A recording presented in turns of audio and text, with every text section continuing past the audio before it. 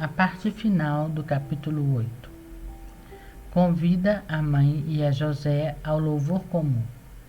Tendo estado assim por algum tempo a orar e em ato humilde, conforme dito acima, chegava a hora de cantar os louvores ao Pai e inspirava os corações da querida mãe de José que se preparassem a unir-se a mim para louvarmos o Divino Pai. Vinha logo a querida mãe com José, seu esposo, deixando imediatamente o trabalho, aproximavam-se de mim. Se me encontravam às vezes muito triste e lacrimejante, compreendendo a causa disso, consolavam-me com palavras compassivas e amorosas, tanto mais que era de pouca idade. Adiantavam-se para acariciar-me com grande afeto, sem jamais perder a reverência devida à majestade que em mim divisavam. Agradavam-me muito aqueles santos afetos, principalmente os da amorosa mãe. Com isso tinha algum alívio. Logo oferecia ao Pai e pedia-lhe que, pelo alívio recebido daquelas almas santas, se dignasse consolar meus irmãos aflitos, por intermédio de pessoas virtuosas, comunicando-lhe a virtude de consolar por palavras as almas angustiadas. O Pai tudo me concedia. Realmente, esposa minha, jamais tinha algum alívio, de qualquer parte que fosse, que logo não pensasse em meus irmãos e procurasse obtê-lo também para eles, tão grande era o amor a eles dedicado, que todos os meus pensamentos eram aplicados em merecer-lhes sempre novas graças e procurar que fossem auxiliados e aliviados em todas as necessidades. Os louvores divinos. Começando depois a cantar os louvores divinos com a querida mãe José, alegravam-se muito seus corações e inflamavam-se cada vez mais no amor divino. Ouvindo-me, caíam em êxtases de alegria. Alegrava-se-me muito também eu, ao ver que o Pai se comprazia daqueles louvores, principalmente por lhe estarem unidos ainda aos meus. Neles encontrava perfeita glória e complacência. Estavam ali multidões de anjos, em homenagem a ouvi-los. Também eles, jubilosos, atônitos ao escutar-me, louvavam o Pai e o exaltavam pela obra realizada de mandar-me ao mundo a mim, seu unigênito, no qual tanto se comprazia. Naquele tempo tornava-se o lugar onde eu habitava mais do que paraíso, pois lá me achava eu que, estando unido à divindade, não me separava do Pai. Lá se encontrava ainda a querida mãe, já constituída rainha dos céus, e a multidão dos anjos que se reputavam assaz favorecidos por serem admitidos a fazer-me a corte a mim e a sua rainha. Como tal, sempre reconheceram minha querida mãe e a obsequiaram. Terminados os louvores divinos, oferecia-os como de costume ao Pai, em nome de todos os meus irmãos, e pedia-lhe, pela complacência que tinha em ouvir-me, se dignasse receber os louvores que lhe tributariam todos os meus irmãos, a comprazer-se neles. Se não merecessem sua complacência, por não serem efetuados com a devida atenção e reta intenção, recebesse os meus em suplência dessas faltas. Na verdade, sabia que o Pai nisso se comprazia, pois gosta muito de ver louvados pelas criaturas. Se os louvores realmente não partem de um ânimo muito iníquo e de um coração perverso, incapaz de louvar ao seu Deus como deve, e por isso de lhe causar gosto, aprecia todos os demais, embora não sejam dados inteiramente com a devida atenção, porque eu satisfazia por eles. Compadecendo-se da fragilidade humana, o Pai neles se compraz, considerando os méritos de minha pessoa, e como terminados os louvores divinos, ficava um vivo desejo de louvá-lo novamente, sem jamais me cansar, oferecia tal anelo ao Pai e pedia-lhe se dignasse dar a todos os meus irmãos vivo anseio de louvá-lo continuamente. neste louvor não tivessem tédio ou tristeza, mas consolo de espírito, ao refletirem que davam com aqueles louvores sumo prazer ao Criador. Prometeu-me fazê-lo Pai, contando que aqueles que se põem a louvá-lo façam-no com as devidas disposições. Como ele gosta de ser louvado, dará consolo e gosto também àqueles que o louvam. Mas se estes depois pensam em tudo menos em dar gosto ao seu Criador, é certo que o Pai não lhes concederá aquele gosto que protestou dar-lhes. Se este nisso pouco se compraz, é certo que eles, em consequência, sentirão pouco ou nada. Enquanto do prazer do Pai resulta o gosto deles, pois o Pai se mostra liberal para quem não é avaro neste ponto e faz-se muito aprazível às criaturas das quais recebem gosto e prazer. Ao ver que nisto andavam muito omissos todos os meus irmãos, e muito poucos eram os que realmente o louvariam como deviam, sentia grande pesar em vista do diminuto prazer de meu Pai e da pouca vantagem e consolação que eles obtinham. Terminadas as ofertas e havendo alcançado do Pai quanto desejava para meus irmãos, agradecia-lhe e oferecia-lhe estes agradecimentos em nome de todos, a fim de suprir pelas faltas de todos nessa parte. Agradecia-lhe ainda por parte de todos aqueles que o Pai escolheu para o exercício tão santo de louvá-lo por vocação e de modo particular, graça muito grande de poucos conhecida e estimada. Por essa razão, muitos falham neste ponto, não dão ao Pai as devidas graças por havê-los escolhido e destinado a tão santo exercício que traz tamanha glória e prazer ao Pai, e é tão útil a eles, porque a cada palavra podem merecer um grau de glória, assim como dão glória ao Pai mediante cada palavra. A mesa comum. Concluído isto, chegava a hora de tomarmos algum alimento para a conservação da humanidade, a hora por nós determinada. E a querida mãe preparar a mesa com pouco alimento, e José às vezes ficava comigo. Abrindo inteiramente o coração, dizia-me quanto me amava e como desejava que eu estivesse provido do necessário. Às vezes faltava também o alimento indispensável. Afligia-se muito por ver-me naquela idade tão necessitado, pois às vezes não tinha com que sustentar-me. O Pai o permitia para exercitar as virtudes de seu servo. Consolava-o naquela aflição com palavras amorosas e agradecidas por seu afeto, inteiramente atento e solícito por minha subsistência. Quando se consolava, pedia-me que consolasse sua amada esposa, porque ela também estava tão aflita por ver-me tão pobre, uma vez que eles não tinham meios de sustentar-me. Quando havia alguma coisa para comermos, íamos tomá-la, preparada pela querida mãe. Como de costume, eu dava a bênção e comíamos aquela parca refeição. No entanto, eu fazia os habituais atos e súplicas ao Pai por todos os meus irmãos, como disse a Lures, e em seguida juntos rendíamos as devidas graças. Quando não havia o que comer e José com sua esposa estava aflito, consolava-o de muitas maneiras.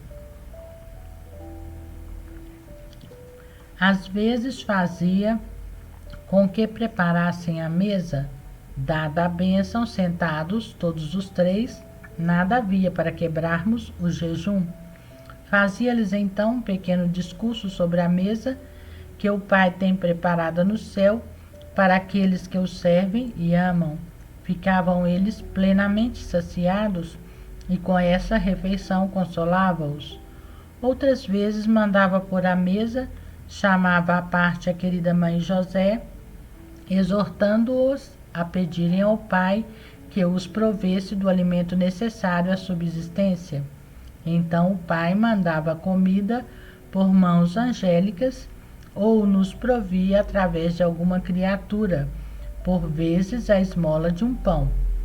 Então íamos nos refazer, rendendo as devidas graças ao Pai. Essa provisão, porém, nos adivinha se era requerida por extrema necessidade e não havia outro recurso, o que era raro, uma vez que sempre tanto a querida mãe como José trabalhava para ganhar o pão necessário a eles e a mim. Nestas situações tão precárias, agradecíamos junto ao Pai pelo favor concedido de nos dar ocasião de experimentarmos a indigência e acharmos-nos tão pobres.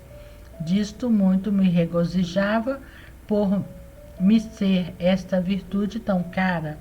Sem dúvida, esposa minha sofria muitas vezes, em idade tão tenra, fome e sede.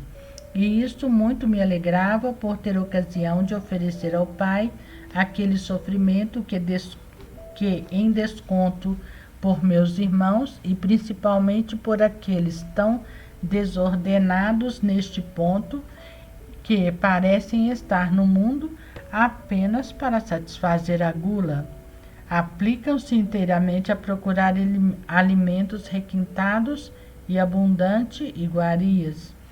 Quando, no entanto, me achava nessa situação de tamanha pobreza, apresentava as habituais preces e ofertas ao Pai, pedindo-lhe, conforme disse Alhures, que provesse a todos as necessidades de meus irmãos pobres, desse-lhes resignação e confiança em sua caridade paterna, a qual não deixa de prover as necessidades de cada um e de todos em geral.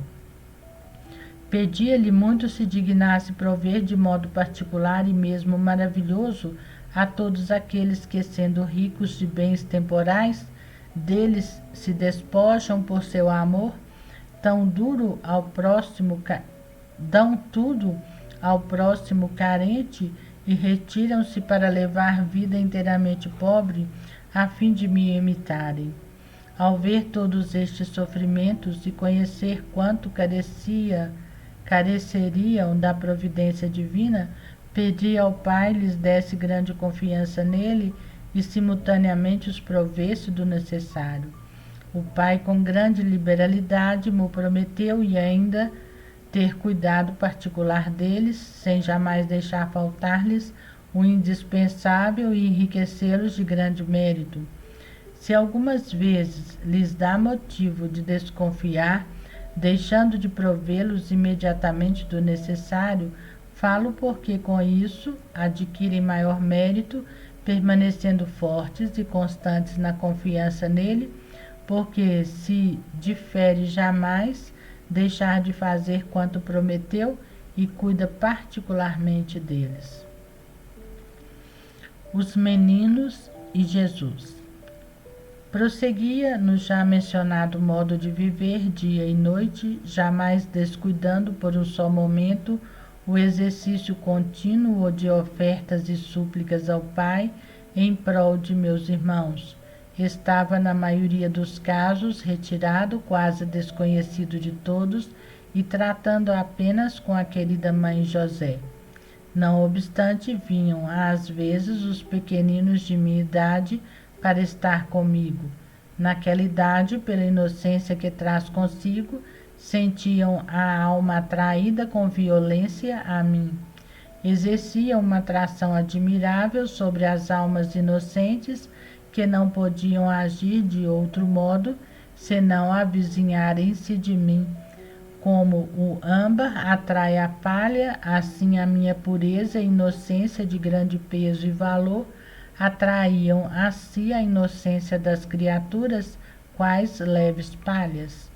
Acolhia-as de rosto alegre e levava ao Pai e pedia-lhe desse a graça de conservarem a inocência e a pureza. Em seguida, rezava que assim como não só me alegrava a companhia daqueles inocentes, mas os conduzia ainda à querida mãe, a fim de que fossem agradáveis também a ela igualmente me desse a graça de que todas as pessoas inocentes e puras não apenas lhe fossem gratas a ele, mas também aos outros, e que a inocência tivesse essa prenda de ser por todos amada e tornasse grata a qualquer um que com ela tratasse. Realmente o Pai prometeu-me fazê-lo. Na verdade, falo de modo particular, pois os maiores pecadores tratam de bom grado com as pessoas puras e inocentes, as quais possuem o privilégio de serem amadas por Deus e também pelas criaturas. Agradeci por isso a meu Pai, ainda por parte daqueles aos quais cabe tão bela sorte e não pensam em render as devidas graças ao Pai, pelo que é inteiramente dom seu. Consola São José.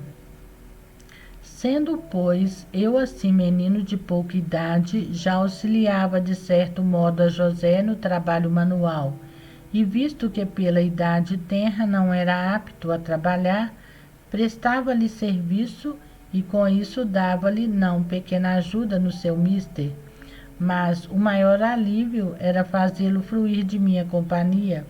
Com isso ficava muito consolado e muito lhe era aliviada a fadiga. O respeito deste favor rogava ao Pai que desse igual auxílio a todos os meus irmãos, enquanto se afadigam e se preocupam em ganhar a própria subsistência. Sua presença os consolasse e aliviasse-lhes o cansaço, embora invisível, sua graça muito os conforta.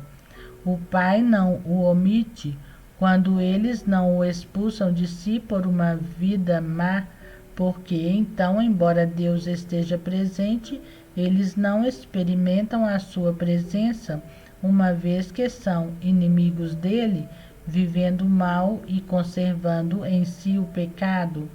É o único modo de manter Deus distante de si e de não experimentar a sua presença e a sua poderosa graça.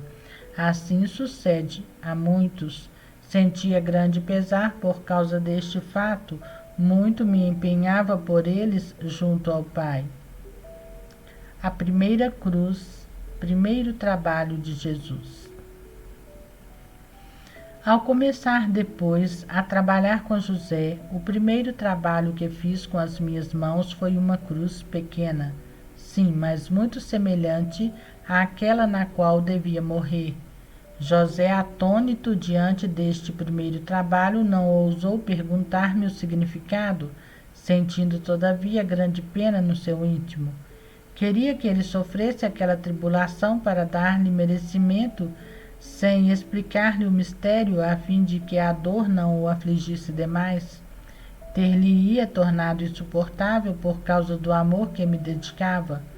Por este fato, supliquei ao Pai que usasse de semelhante caridade para com os de ânimo tímido, ao fazer com que vejam ou experimentem a tribulação, não a façam apreender tal qual é, e a fim de que a sua aflição não o surpreenda além do que as suas forças são aptas a suportar.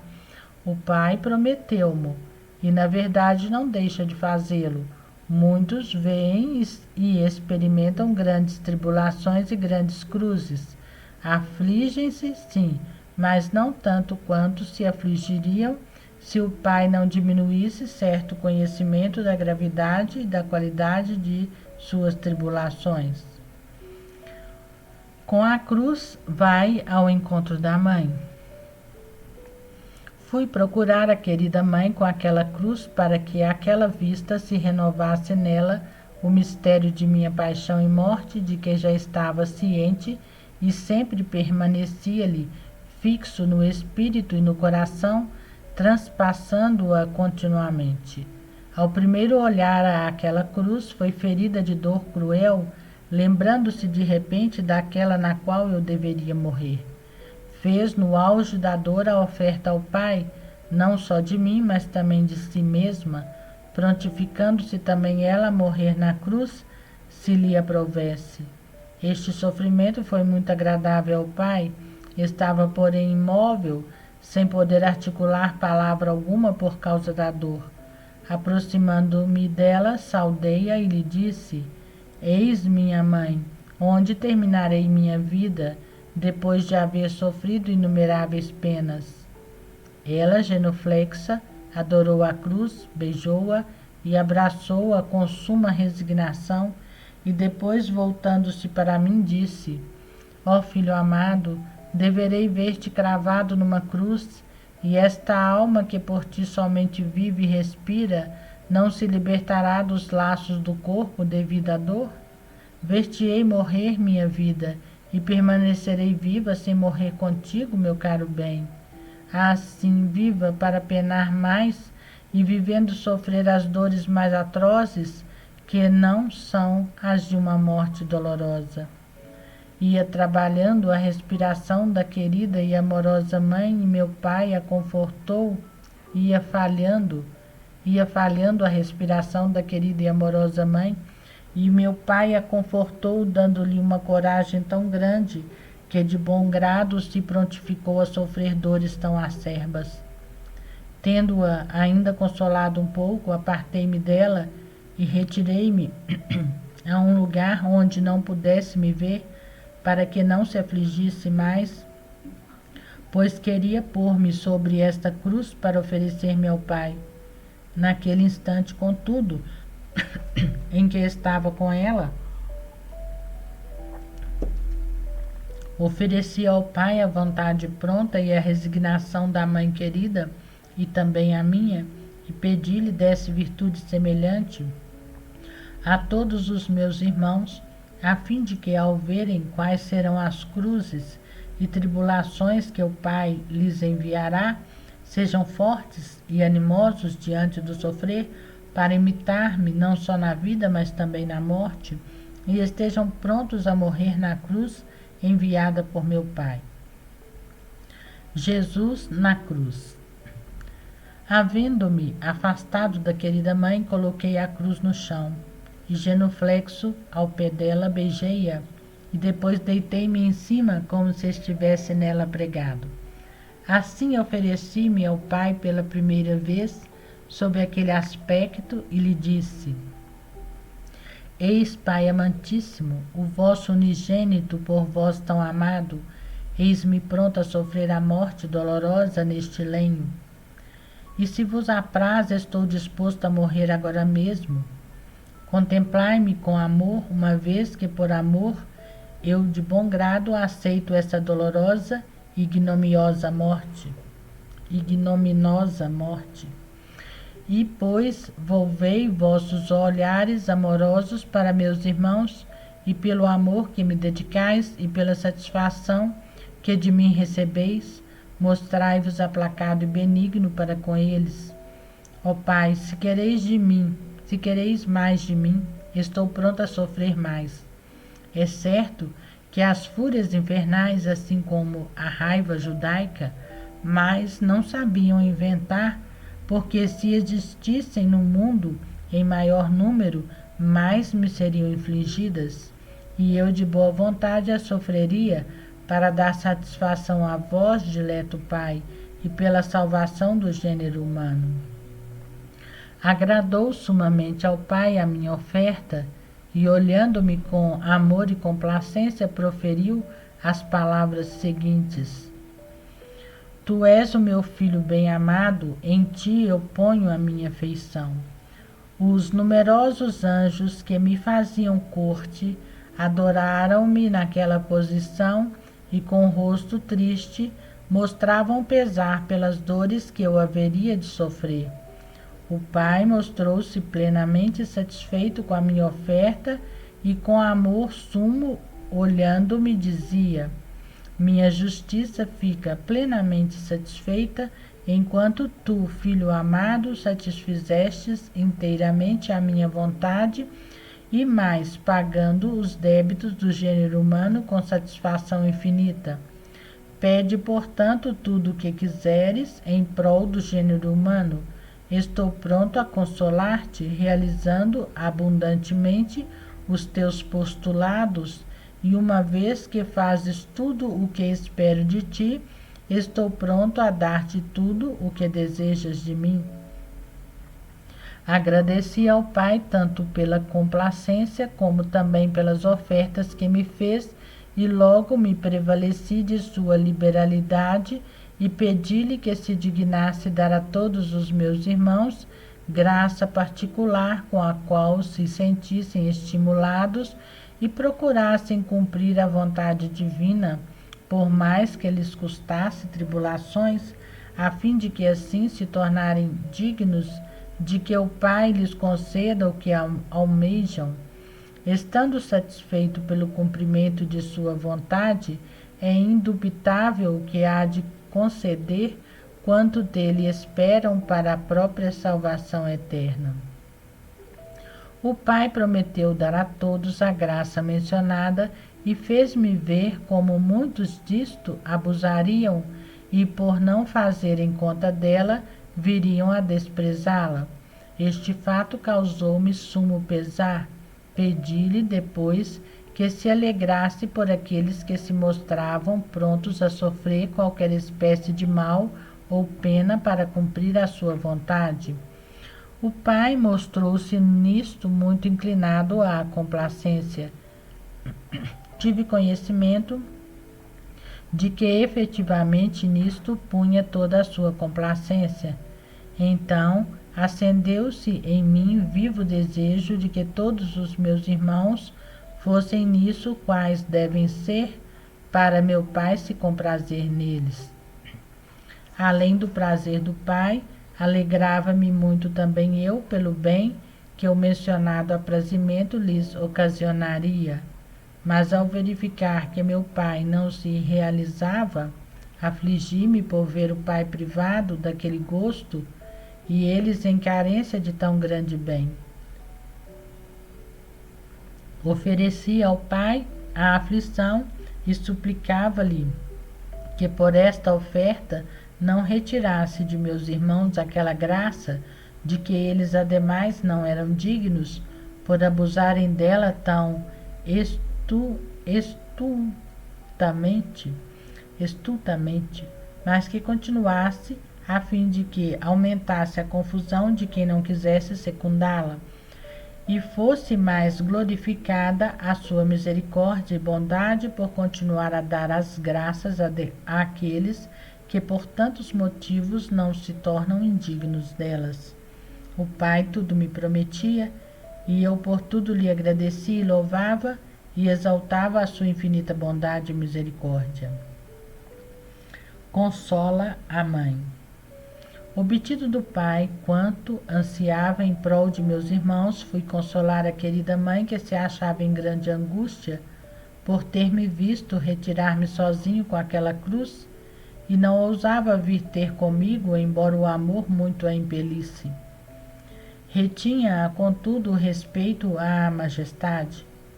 Deixei lá a cruz e fui procurá-la. Vendo-a transpassada de dor, olhei-a com rosto amoroso e olhos compassivos, e ao contemplá-la infundi em sua alma sumo gáudio que a consolou inteiramente. Conheceu a amorosa mãe o favor que lhe comuniquei e logo, genuflexa, agradeceu-me com palavras verdadeiramente dignas de tal mãe. Manifestou-me quanto me amava e por isso que dor sofria por ver-me padecer. A amorosa mãe percebia quando estava mais aflito do que de costume e muito se atormentava, pois me amava muito. Sendo eu mais do que a sua própria vida, muito mais se afligia com minhas angústias do que se as tivesse sido suas. Aliás, eram de certa maneira suas, porque tanto o sangue como o amor faziam com que se sentisse todas as penas que eu, seu filho amado, padecia. Naquele instante roguei ao Pai que, assim como eu havia consolado a mãe naquela angústia, se dignasse consolar todos aqueles que se afligem por ver o próximo em tribulação e angústia. É bem justo ser consolado quem, por verdadeira caridade, se aflige com as tribulações dos outros, imitando-me nisso, pois muito me afligia ver meus irmãos em tribulações e aflições, como muitas vezes o demonstrei no tempo em que vivi na terra, e principalmente em relação à aflição das irmãs de Lázaro, pela morte do mesmo, as quais eu consolei. O Pai me prometeu fazê-lo e mostrou aprazer-lhe muito aqueles que assim agem. O Pai demonstrava grande complacência em todas as obras virtuosas de meus irmãos, mas em particular naquelas com as quais mais se me assemelham, naquelas obras nas quais eu continuamente me exercitava. Se bem que não existia obra virtuosa e perfeita na qual se exercitam meus irmãos, que antes eu não tenha praticado. Não obstante, há algumas mais agradáveis ao Pai, e são as que eu, com maior humilhação de minha pessoa, praticava. Isto é, as obras que indicam humildade, caridade, desprezo de si, abaixamento, mortificação, pobreza, obediência, com as outras que trazem consigo o conhecimento de minha majestade, esvaziada e aniquilada por amor do homem, e para lhe ensinar o caminho da virtude, não há obra boa e virtuosa praticada por meus irmãos, acerca da qual não tenha impetrado anteriormente de meu Pai para eles a graça de fazê-la com toda a perfeição, oferecendo-lhe todas as minhas obras para obter-lhes a graça mencionada. Consola a José. Tendo consolado a querida mãe, ia a José, o qual realmente estava em aflição, apesar de não entender o mistério ali oculto. Com olhar amoroso, consolei-o e serenei o seu espírito turbado pelas dúvidas que lhe surgiam na mente ao ver-me executar aquela cruz. Logo, porém, aquietava-se-lhe o espírito, porque, vendo-me de fisionomia serena e amorosa, sentia sumo prazer, e assim a sua alma inebriada não procurava outra coisa, entregando-se inteiramente ao querer divino. Algumas vezes, porém, se não via em mim estes efeitos, ia à sua querida esposa, e com ela desafogava a sua pena, e ela o consolava. Eu rezava ao Pai, se não quisesse consolar as almas aflitas com as suas graças e palavras internas, fizesse com que fossem consoladas por outros com palavras e consolos externos. Desse às palavras dos últimos a virtude e a graça para que fossem consolados também no íntimo, conforme exigir a necessidade na qual se acha a pessoa aflita.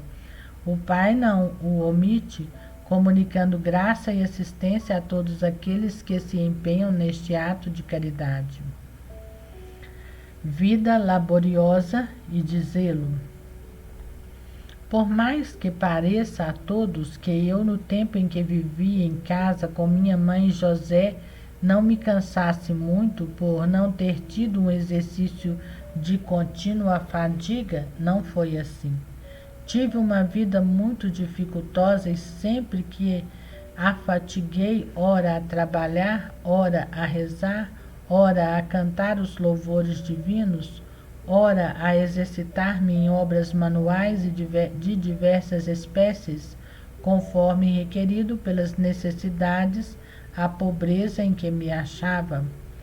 Além disso, deveis saber que eu tratava com o Pai a respeito da salvação de todo o gênero humano. Digo todos em geral e depois de cada um em particular. Quando me afatigava por todos, para os quais impetrava a graça de meu Pai segundo o estado e condição de cada um. Vendo aquilo de que precisava tanto, rogava ao Pai que tudo lhe obtinha. Quando, esposa minha, me afatigava pelos pecadores,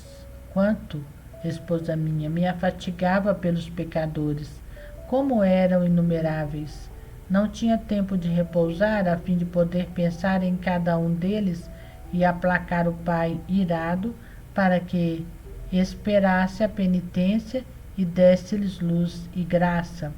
Mas o fito de ressurgirem da queda e das misérias, quantas lágrimas derramava no silêncio da noite, quantos suspiros ardentes exalavam-me do peito, quantos atos de arrependimento fazia pelos pecados dos meus irmãos, oferecendo-os ao Pai. Quanto tempo ficava prostrado no chão para impetrar graças em favor de todos aqueles que se mostravam tão ingratos aos benefícios de meu Pai. Quantas vezes me oferecia ao Pai em sacrifício e apresentava-me para sofrer todos os tormentos merecidos pelos pecadores. Quantas vezes senti em mim as angústias e as aflições que deviam sentir todos os meus irmãos, querendo assim ter mais motivo de compadecer-me deles e de pedir ao Pai por eles. Quantas vezes experimentava em mim as fraquezas deles para socorrê-los melhor e para que um dia chegassem a compreender não existir mal ou pena ou angústia sofridas por eles que eu não a tenha tido primeiro e não haja procurado para cada um deles o remédio e o consolo. Só não sentia a pena proveniente de culpa, mas desta tinha minha contrição tão grande que muitas vezes teria morrido se a divindade não me tivesse sustentado em vida. Foi este o contínuo exercício enquanto vivi na terra. Jamais o diminuí por um momento, perseverando sempre nestes atos tão agradáveis ao Pai e tão satisfatórios e úteis aos meus irmãos. Tanto fiz junto do Pai e tanto rezei que obtive quanto desejava, a saber que meu Pai fosse o Deus das misericórdias, enquanto antes era o Deus da vingança, castigando os transgressores da lei com rigor de justiça. Tanta força tiveram as minhas obras e as minhas súplicas junto do Pai, que filo tornar-se inteiramente misericórdia relativamente aos pecadores. Não castiga, mas espera que façam penitência. Suporta com muita paciência os seus erros e as transgressões de sua lei. Quanto me alegrava depois ao ver o Pai assim aplacado, inteiramente misericordioso e amoroso para com os meus irmãos. Esta consolação, porém, era muito amargurada ao ver como muitos abusam de tamanha misericórdia e amor, servindo-se destes para mais ofender ao amoroso Pai, pela continuação de seus maus costumes, pecando livremente, quase como se Deus não visse, nem desse importância às ofensas que recebe. No entanto, o Pai é o mesmo que antes, e zeloso por sua honra, mitiga os rigores da justiça diante de minhas súplicas. Mas ai de quem abusa de sua misericórdia. Virá depois o tempo em que não encontrará mais misericórdia, e sim rigor de justiça. Não experimentarão mais como um pai amoroso, e sim como um juiz severo. Vendo eu que muitos de meus irmãos abusariam da misericórdia e por fim sentiriam o rigor da justiça, tive sumo desprazer e apresentava novas súplicas ao Pai.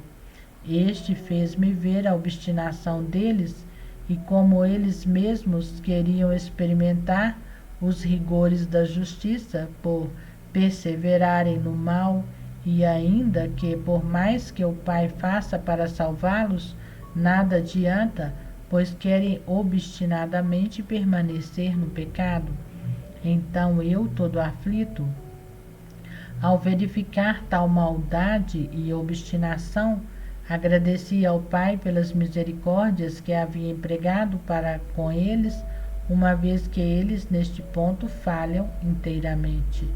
Depois, cheio de confusão e de dor por causa deles, procurava dar ao Pai aquela glória e honra que eles lhe recusam. Louvava-o, bendizia-o e exaltava-o na medida em que eles o desprezam e o desonram. O dileto pai tinha sumo gosto nisso e muito se comprazia em mim, vendo por meu mérito reintegradas a sua honra e glória. Aos 12 anos. Havendo passado alguns anos na maneira de viver supracitada, e tendo chegado aos meus 12 anos, devia a querida mãe, com seu esposo José, ir ao templo segundo o costume e obrigação da lei. Resolveram ir e levar-me também, de acordo com o uso, conforme explicarei no capítulo seguinte, pois minha querida mãe, aonde ia, levava-me consigo, sem jamais me deixar. Atingira eu uma idade na qual não tinha mais necessidade de companhia e de assistência, mas o seu amor nunca lhe permitia deixar-me ou distanciar-se de mim. Exortação à sua esposa. Já, esposa minha, entendestes quanto até aquela idade agi no meu íntimo junto ao Pai em prol do gênero humano. Não te dou outra doutrina, a fim de que nisso possas imitar-me, segundo o requer o teu estado e condição, pois são tão claras as obras que te vou manifestando, que bem podes apreender e entender como te deves portar no íntimo em relação a meu Pai e a mim, pois sou eu uma mesma coisa com o Pai, e como deves estar sempre orando e afatigando-te, não só por tua salvação, mas também pela do próximo. Embora haja eu feito tudo junto do Pai, contudo, apraz-lhe muito que alguém se afadigue pela salvação do próximo. Está disposto a conceder graças aos que assim fazem isto em vista de quanto obrei e das súplicas deles. Também muito me alegro por ver que há quem me imite neste exercício tão agradável ao Pai e tão benéfico ao próximo. As orações e as súplicas feitas por eles são junto do Pai de grande mérito por serem obras de caridade interna, onde não estão sujeitas à vanglória, mas tendem todas a uma verdadeira e perfeita caridade, na qual consiste o amor, consiste o maior gosto que uma alma pode dar ao Criador. Ele é a própria caridade. Procura, portanto, imitar-me neste exercício, e além do mérito que terás e do gosto que darás ao Pai e a mim, obterás igualmente muitas graças em prol do próximo. Praticando tão santo exercício, terás grande consolo à hora da morte, por ter gasto tão frutuosamente o tempo a ti concedido. Não terás a pena irremediável que muitos sofrem naquela hora de terem gasto mal o tempo e não terem tratado com seu Deus a respeito da própria salvação eterna e acerca da salvação do próximo. Fim do capítulo 8.